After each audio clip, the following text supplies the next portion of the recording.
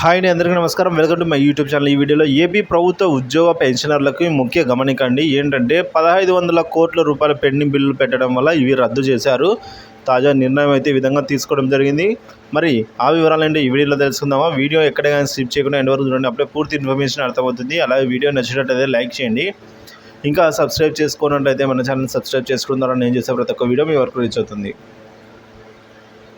Pending bill చెల్లింపులపై Aarogyasri trust అధికారులు Andhra Pradesh speciality hospital association ASHA ప్రతినిధుల మధ్య మంగళవారం జరిగిన చర్చలు విఫలమయ్యాయి. దీంతో ఇప్పటికే ప్రకటించిన దాని ప్రకారం బుధవారం నుంచి తమ అసోసియేషన్ సభ్యత్వం కలిగిన ఆసుపత్రులలో రోగులకు చికిత్స అందించడాన్ని నిలిపివేస్తున్నట్లు ఆశ స్పష్టం చేసిందండి. సో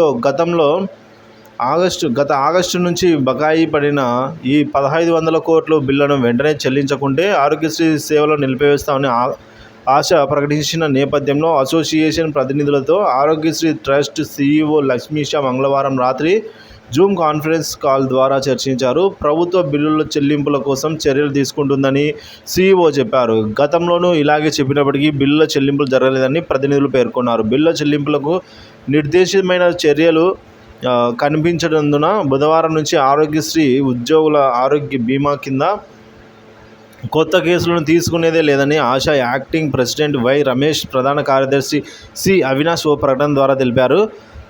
ప్రైవేట్ వైద్య కళాశాలల్లోనూ కూడా ఈ బుధవారం నుంచి అయితే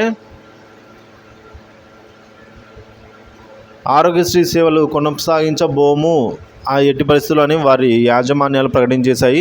Andhra Pradesh private medical colleges association ఈ మేరకు మంగళవారం ఓ ప్రకటన జారీ చేసింది.